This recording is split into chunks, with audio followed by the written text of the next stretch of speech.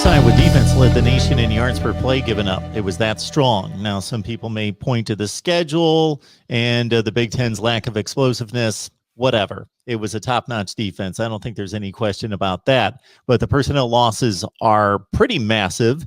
But the defensive coaching leadership has been in play for so long. They've proven time and time again that they make up and fill those gaps. Your outlook on the defense? Well, I mentioned Kelton Copeland earlier at wide receiver coach. I think the most underrated coach on this staff is Kelvin Bell. What he has done, not only for this defensive line, but from a recruiting standpoint, has been massive. And when you look at what he's done with the defensive line, Iowa has become a team that, and I don't know if you remember this, Mark, but I'm talking like 2010, 2011.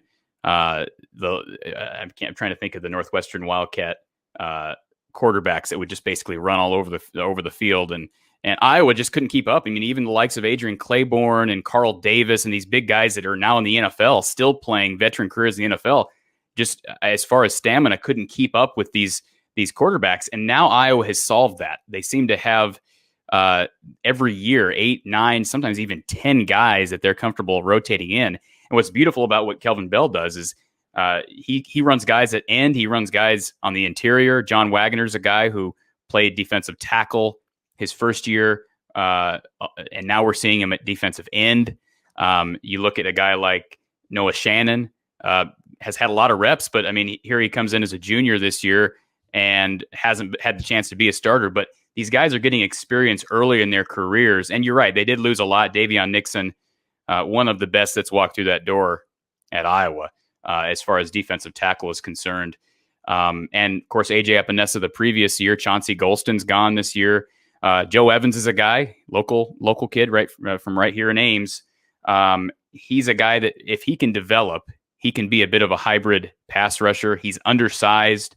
But, again, he's a guy who plays sound football. He's a former quarterback. He knows the game inside and out. Zach Van Valkenburg, they took advantage of an extra year. Division II transfer, really came on strong last year, always in the right place at the right time, whether it be the game-sealing interception against Nebraska. He forced a fumble and recovered it against Northwestern. So he's going to be, I think, a big factor at defensive end. But again, they like swinging guys inside and out. Yaya Black is another guy that saw the field a bit last year. I think Hawkeye fans are excited about him, and rightfully so. He wears number 94, just like A.J. Epinesa. So I just don't worry. I mean, I have written down here my notes. I don't worry about defensive line. I just don't. I mean, this is what Kelvin Bell and Phil Parker, got to give him credit. I think one of the more underrated coaches, not only on this team, but nationally, and certainly in the Big Ten. He has just been a wizard as far as just revamping the defensive line year after year. So they'll find bodies. I was a bit surprised that Jack Heflin decided to move on. He was a kid that transferred in from Northern Illinois last year. And, he's not going to play in the NFL. I mean, I hate to say it. He's just not going to. But had he come back for another year, you never know. He's a guy upwards of 300 pounds, big body inside. I thought he was a space clogger last year, but he needed another year at Iowa. I'm surprised he decided to move on. But overall, I think you've got to have faith in what Phil Parker and Kelvin Bell are doing. They do it year after year, and defensive line seems to always be a strength for this team. Got Corey Brett on the line from the Hawkeye of the Storm. You can catch him right here on YouTube. He also has a number of audio platforms that we will outline, as well as we now focus our attention on the Iowa schedule. So it's pretty serious right out of the gate with Indiana and Iowa State. And I know, as most college football observers know, you can pretty much predict the Iowa schedule in regards to the non-conference slate, because it's going to be your fare of MAC schools and FCS. And the big game is, of course, the interstate rivalry with Iowa State, which didn't mean much outside the state until recently, with Iowa State coming to the forefront of the national scene in the Big 12. So right out of the gate, it's Indiana, then it's at Iowa State in a game, Corey, that for the Cyclones, that they may just need to look past, because I don't think you're really on their radar. I love Levi Stevenson. I saw your episode with him a couple weeks ago, and And I thought he was rather dismissive of Iowa. He spent more time talking about the Panthers of UNI than Iowa. And that's fine. I don't mean to trudge up anything with this rivalry. I think there's enough bad blood already. And Levi's great. I love Levi. But when you look at those first two games, I mean, Indiana being maybe top 20 team heading into the season, maybe top 15 with Michael Penix returning from injury. If he's healthy, which it sounds like he's going to be, they expect him to be. I think that game is got the opportunity to be one of the marquee games of opening weekend. And then at Iowa State that following weekend, if Iowa can get past the Hoosiers, I think you're looking at game day there again. And what a great if, again, there's a lot of ifs with COVID right now, but what a tremendous opportunity for Central Iowans to sort of move past COVID. If they can get game day there and you can have at least some sort of an atmosphere there early in the morning here in Ames, I think that would just be tremendous. And again, regardless of what Levi said, that's a marquee game for both teams. I mean, I'll admit that as an Iowa fan right away. And you and I talked earlier, for years, that game was sort of a lose-lose for Iowa. It just seemed that way. And I'm not trying to degrade Iowa State, but when you're going 4-8, 3-9, how can you possibly say that's a good win on the schedule? And there were a lot of calls for that game to be scrapped, for Iowa to go out and schedule a Notre Dame or a Texas, and that was just never going to happen. And here's the other thing, and you appreciate this being an Ohio State guy. We've had guys like Colin Cowhead talk about us over the years about Iowa's schedule and Kirk Ferentz not putting anybody in the schedule. Well, first of all, as you and I both know, the Big Ten plays 9 games. So what people need to understand is your average conference school like the SEC, they play 8 games, okay? And then they play another power, but that other power is the equivalent of the 9th Big Ten game here for Iowa. So people need to get rid of that narrative that Iowa doesn't have a tough schedule, because you play 9 conference games against teams in the best conference in America. And then at Iowa State, I mean, that's a juggernaut game. And I think too, what people aren't talking about is this is really the first year Iowa's had to start out with a power.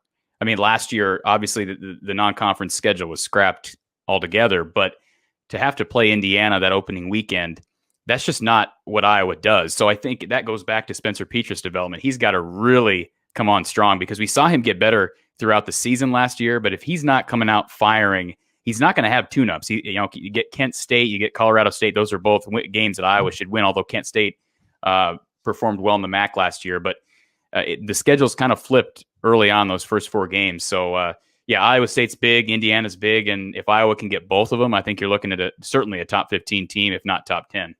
And just to give another layer to what Corey's talking about, if you look at an ACC or SEC schedule, 12 games, 8 in conference, so they've got 4 non-conference games. Typically, throughout the SEC and the ACC, you will see those teams only play 1 meaningful Power 5 opponent, and the other 3 games are FCS and Group of 5 games. Now, there are some noticeable exceptions, like Florida, Georgia, because they've got that set rivalry game against a Georgia Tech or a Florida State. Then they'll typically add another game, but they're the minority in the SEC. Most of the SEC teams will play 3 cupcakes and then the 1 Power 5 game, where Iowa's in a situation with only 3 options for out of conference games and that rivalry that's set. So what do? Do you add another difficult opponent and then only really have one of those Group of 5 or FCS teams to lean on to build a schedule, and makes it extremely difficult? I know that there was a home and home series, what was it, about 5 years ago with Pitt, for example, I would think was the last time that Iowa stepped out of the rivalry, in addition to the rivalry of playing another Power 5, Corey. Yeah, and that was, I believe, the last year we were on an 8-game conference schedule. So, I mean, they're not going to. I think fans need to let go of the idea that they're going to play another an 11th Power 5 team. That's just not happening. It's just not happening under this administration, and I don't know that it should. I think Iowa gets, that narrative that has, think about 2015 with Cowhead, and you're 12-0, and people still questioning you for the playoff. And I get it; they got their pants pulled down against Stanford. But again, 12-0 is 12-0. You're playing in the Big Ten. I know the schedule wasn't real tough that year, but it's not going to happen. So fans need to let go of that narrative. I will say this, Mark, about the schedule. The Big Ten did Iowa lots of favors last year by scrapping that Ohio State game. They don't get Ohio State this year either. So the schedule is actually manageable. If you looked at the schedule prior to last season, when we had a kind of a different viewpoint of Penn State, Minnesota, even Wisconsin, this schedule looked sort of daunting. Although, again, you don't have Ohio State. This is a very workable schedule when you look at conference. I mean, you're at Wisconsin, at Northwestern. That's when the West will be won. But you're home against Minnesota. You're at Nebraska, home against Illinois to finish the season. You have Penn State at home. At Maryland, I still don't have faith in that squad. And again, I think the toughest game on the schedule, it might honestly be the first game of the season against Indiana, even though it's a home game. I know Wisconsin is Wisconsin. I don't know. It's always tough to win up in Madison, but the schedule is workable, and that should inspire Iowa fans, I think. Workables, but still, that's a fairly tough draw from the Eastern Division with Penn State, Indiana, and Maryland. I think it'll be. I agree. I think it'll be interesting to see what Penn State does. I mean, it looked like they figured things out late last year, but I guess I've got that taste in my mouth from the Iowa game and what we saw early on. It's sort of the same thing I feel about Michigan right now. I was surprised. I shouldn't say surprised. I thought it was interesting that Harbaugh stayed at Michigan after what happened last year, and just the over. It's just a bad look, obviously, for the university with him advocating for the season, and then they come out and lay an egg every game of the season. But yeah, I think again, I agree with you. Not an easy schedule, but I do think it's workable. And I guess I'm looking at that primarily through the lens that they don't have to play your Ohio State Buckeyes. You don't have an elite to deal with in this division, but there's only so many of those across the country. This division's in better shape, and we talked about Iowa's trajectory. I'll talk about the trajectory of the entire division being in a positive vein, even though Purdue's not quite what I thought that they would be under Jeff Brom. He had early positives, and now they're regressing. Seemingly, Brett Bielema's got an uphill battle at Illinois, but they've got a capable coach in play who's won. But Minnesota, Northwestern winning the Division II of the last 3 years, and always duping the preseason polls. Again, Iowa, Wisconsin's always going to be a factor, and certainly seems to be at the top of the division, even though they haven't won it 2 of the last 3 years. And Nebraska is kind of a wild card in that Scott Frost is expected to turn it around and brings in top 25 recruiting classes. So I feel as though, even though there's not that marquee program in the division, it's an extremely, I'm intrigued. People dismiss this division. I hear it all the time. It's boring. It's all these plotter type teams, but I think it's fascinating because I think it's very balanced, and not balanced in a mediocre way, but balanced with a lot of top 25 caliber teams. It's unfortunate, I think, Mark, that regionally, and the Big Ten was right to switch up the Legends Leaders crap. That was just ridiculous when we had that.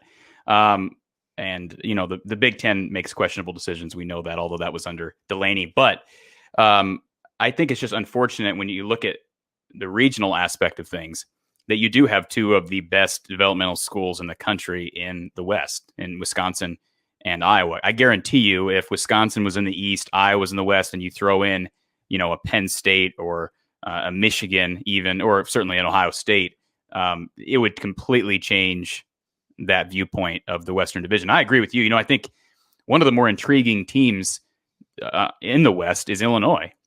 With the hiring of Brett Bielema, obviously an Iowa guy. He's got an Iowa tattoo still. And I find that game interesting. It's always harder, as you know, for a head coach to step in and win right away in college football than it is in maybe, say, college basketball.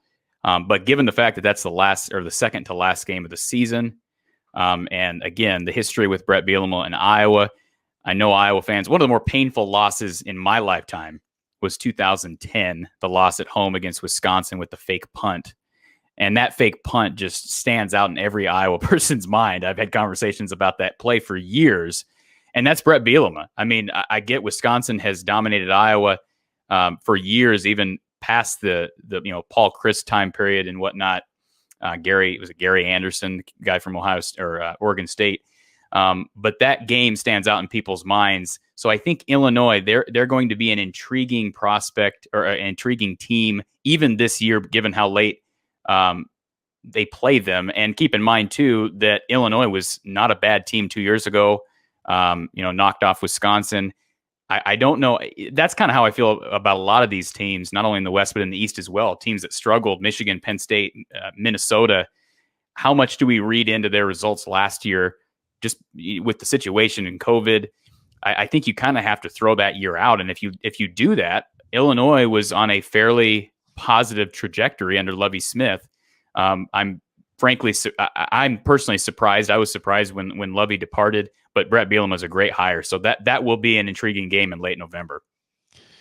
We've been starving for Iowa football content here at the Voice of College Football, so we so much appreciate the appearance here from Corey Bratta, and we would invite and encourage everybody to head on over to his YouTube platform right there, From the Hawkeye of the Storm. And Corey, let everyone know where they can find you otherwise.